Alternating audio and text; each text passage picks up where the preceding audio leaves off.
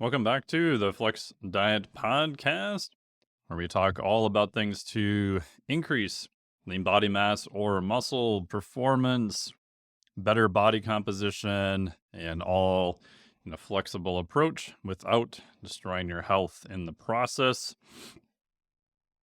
Today is just a solo cast with me, Dr. Mike T. Nelson, and we're going to talk about my experience coming up closer to 3 years now with cold water immersion and how that is related to your gains, adding muscle, things to watch out for, and when you should consider doing it.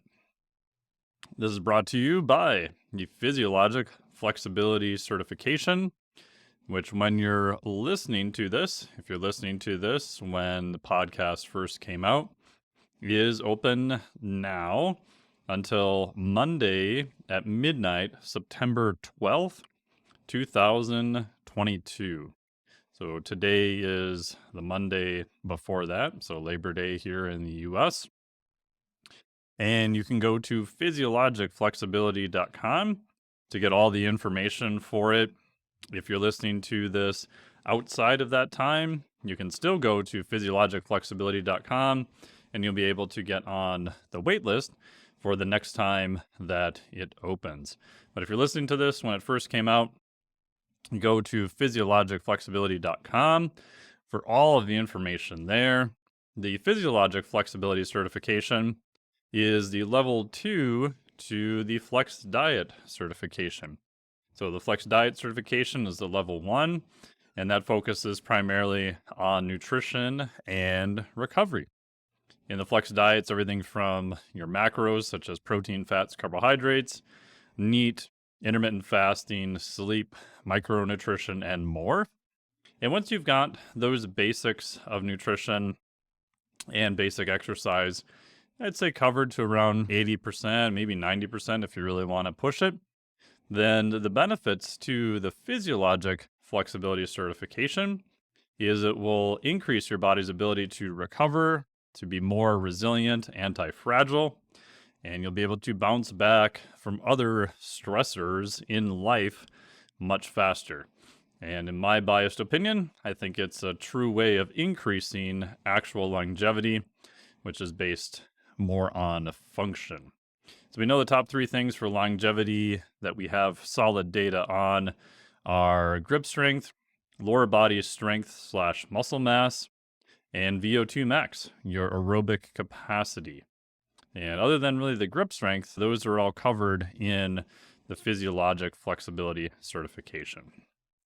In that cert, we also talk all about how to increase your body's ability to be more resilient via the 4 pillars of homeostatic regulation. Your body wants to maintain homeostasis, or its normal baseline. However, we can go into other environments with different temperatures, such as cold and heat. We'll be talking about cold coming up here.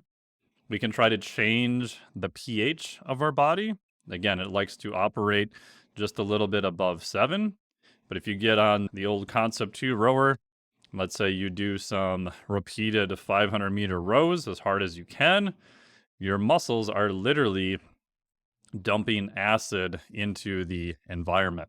A lot of times you'll hear this referred to as lactic acid. I put that in air quotes. Lactic acid is immediately dissociated into lactate and hydrogen ions. It turns out lactate is actually a really good fuel, but the hydrogen ions are literally an acid that gets dumped into the muscle, and then your body must respond over time by building up the capacity to buffer those hydrogen ions, because we can't have your pH getting all wacky. And pH is the second pillar. The third would be fuel systems. And here we expand that in the Metabolic Flexibility Cert, the Flex Diet Cert. We talk about mainly fats and carbohydrates. Here we're talking a more expanded view all the way from a ketogenic approach on one end, which I do think has some data to be useful for most people, but there's a whole bunch of caveats and gotchas to watch out for on that, all the way to possibly using lactate and carbohydrates on the other side. So again, we've expanded the capacity and sort of the range of metabolic flexibility. And the fourth pillar is breathing. How's your body regulate oxygen and carbon dioxide? And if you get better at that, you're going to increase performance, and just your day-to-day life is going to be a lot easier. That could involve some form of exercise. It could involve breath work. It could involve breath holds, hyperventilation. Let me go over all of that. Go to physiologicflexibility.com. It is open now until Monday, September 12th at midnight Pacific Standard Time.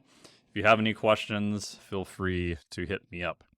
And before I talk about my experience here with cold water immersion, I also want to let you know that I've got a special bonus podcast that'll be out later this week with a very special guest who's working to be the first person to do a solo unassisted crossing of Antarctica. And we'll be talking with him about lessons you can apply to doing hard things. Because something like cold water immersion, it's not really fun, but I think there's some benefits to it. I think there is benefits to doing hard things on occasion. Again, I don't think you need to go to the extreme some people have on the internet where you want to avoid comfort at all costs. I like hanging out in my air conditioning. I like sleeping in my nice bed at night. So I don't think you need to shun air conditioning all the time, just walk around in a pool of sweat and sleep on the hardwood floor. But I do think there is benefit to doing hard things on occasion, and it will improve your physiology, your health, your ability to recover much faster. So related to that, I'm going to talk about my experience with cold water immersion. Now again, if you don't have the capacity to do this, you can still get some of the benefits from turning your shower to cold at the end of the day. But for the sake of argument here, I'm going to talk about doing more of a full body exposure. So how I got into this, I started reading the research on it, quite a while ago. And as I was finishing up the Physiologic Flexibility Certification, I spent almost probably 3 years reading as much of the literature on it as I could find. I think to date, I've read probably all of the literature on it, although I just found 2 pieces the other day that I had somehow missed. Sure, there's a few pieces here and there that I've missed, but I tried to correlate all of that and make it into something that's actually accurate and actionable that I put into the certification. I also wanted to try using it with some clients, which I've done, and I wanted to experience it myself because it's easier to run experiments on myself. So what I did in around November of, 2019, because this happened right before the lockdown in March of 2020, I got a large freezer. I picked up a 15.6 cubic inch freezer since I'm a taller human. I'm about 6'4", and I wanted something that I could fit all the way in. The hard part was didn't have a vehicle big enough to put it in, so I had to rent a truck. I think I ended up getting one from Menards. And if you want to get some really crazy looking expressions from people, go to a store like Menards or Home Depot or whatever. And when no one's looking, try to sit in said freezer in the store. Be careful that you don't get kicked out. But I wanted to make sure I actually fit in it. So it turns out they frown upon you doing that because once I got one home, I realized that the inside of it is usually a very thin, I think it's some type of aluminum, and it dents really easy. So in the process of setting up my freezer at home and sealing the inside with silicone and doing everything I needed to fill it full of water, I put some dents in the bottom of the freezer by standing in it. So FYI, if you want to know about how to create your own freezer, which they are definitely not recommended to do and not made to do that, but if you want to do a DIY version at your own risk, I'll stick an opt-in here below where you can get all the details and learn from all my mistakes. The short version is make sure you seal everything really well. I used a silicone sealant. There's a couple caveats to doing that. And I ended up using ozone for it and another specific pond filter that I stuck in there that helps. So to this day, I still have it. Literally just used it 2 days ago. And it's still working. I've had to change the water about once every 4 to 6 months, I'd say the water quality has generally held up quite well. So I started doing this right as the lockdown. I had the freezer. I got super busy with everything going on. We had a whole bunch of travel that year. Beforehand, I was teaching in Australia, down there for my buddy Luke Lehman's wedding. And we were in Costa Rica, down at Dr. Ben House's place. We did the Fire and Ice retreat here in Minnesota. And I think I was somewhere else. We're in Costa Rica again in January. Yeah, I think we were. But it's all kind of a blur beforehand. I didn't really have any time to get everything set up until after the lockdown occurred. I figured this is the perfect time to do it. I've got plenty of time at home. All my travel was obviously canceled, so speaking gigs, teaching, all that stuff in person was on hold. So I figured, hey, this is a good time. I'll run an aerobic-based cycle in the morning, which I was needing to do anyway because that had deteriorated with travel and everything else. And I'll keep doing cold water immersion every day, and I'll just see what happened. The biggest lessons I think I learned from it was more on the psychological side than actually the physiology side. If you look into the research on this, other people have talked about this online also. Yes, there is some research that shows it may blunt hypertrophy or muscle building. To what extent, I would say, is still up in the air. Again, there's a few caveats with that. Other people will say you should wait 2 hours after your hypertrophy training in order to do cold water immersion.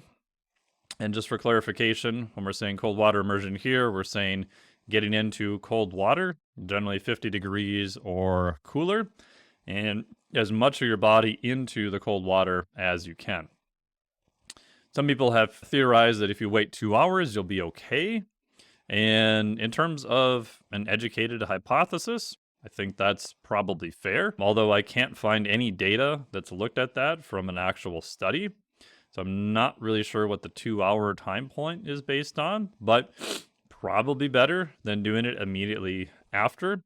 Again, the caveat is if your goal is to 100% maximize everything you can for hypertrophy. And also what I talked about in the Phys Flex course is I go through some of the main studies that look at the effects of hypertrophy. And one of the big takeaways is we have to look at the methods that was done to assess that. Most of the studies, again, there's a full research review in the course, are done for longer periods of time and relatively cold. If you are just getting into cold water immersion for 60 seconds, I'm not really that worried. I don't think it's going to hypothetically or even magically blunt all your hypertrophy response.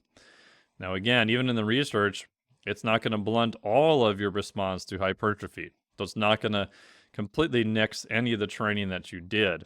However, if you're really trying to maximize every last ounce of muscle, yeah, you think you can make an argument that waiting is a good idea. Mechanistic why?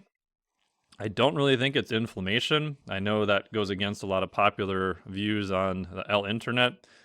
There is some markers of inflammation that do change a little bit, but when I reviewed most of the literature I could find on it, I'm not convinced that that's the primary mechanism. The best study was done from Dr. Van Loon's lab out of the Netherlands, and they did show a direct downturn in muscle protein synthesis with cold water immersion.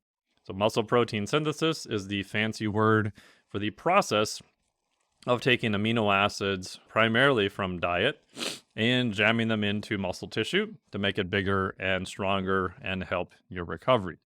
So it does appear that cold water immersion, again, we have to verify at what temperature, for what length of time, how much of your body is covered. Was that cold water immersion, were you just sitting there stagnant? Was the water moving? All those things probably weigh into it, but there is data to show that it does turn down that muscle protein synthetic response. Now, again, these are, as of now, only acute studies. And so we're guessing a little bit there. In terms of other markers of performance, it's a mixed bag. I would say if you are a professional athlete, and let's say you're in Major League Baseball or NHL, or something where you have a fair amount of games that you need to be ready for in quite short succession, then yeah, I think some benefit of cold water immersion makes sense to me. What I've seen on an individual level, on a handful of people that I've had do this, It's probably more variable than what we realize. And again, I'm just making that educated anecdotal guess based on limited data of performance and looking at heart rate variability and other things. Also in the course, I talk about other cases. Should you be doing this post aerobic training? What about dissipating heat between different exercise bouts? So there's many different ways you can use cold water immersion. What I was surprised in terms of what I found, and I've seen this in other clients and other people too, is I thought it would get substantially easier over time. The first thing was, even now, like I said, 2 days ago, I crawled into the tub full of cold water. Right now, I have it set at about 47 degrees Fahrenheit. And I stayed in for 3 minutes, so not real long. And even just before I got in, and I've been doing this semi-daily most of the time when I'm home. I've had stretches where I've taken a few weeks off due to travel and we haven't been home. It was still difficult. I still found the hesitation because getting into the cold water still sucks. I thought it would get easier, and it, on one hand, has gotten easier, but I would have thought when I started doing this almost 3 years ago, that hesitation I had right before I got in would pretty much be minimal. And there's still that hesitation, which I was surprised at. I think this is because on some level, your body is wired to not want to be cold and not want to be too hot. It's a legitimate thing that you can die from hypothermia. Granted, you would have to stay in pretty cold water for a fair period of time, so the safety margin with cold water immersion is quite good. However, your brain still registers that, hey, we're cold. We don't really know how long we're going to be in here. And the thought of going into cold water, that hardwired earlier part of your brain, sometimes they call it the reptilian part of your brain or lizard brain, amygdala, there's all sorts of different words for it, that tells you that, hey, cold water immersion, this is a really bad idea. Worst case scenario, we could die.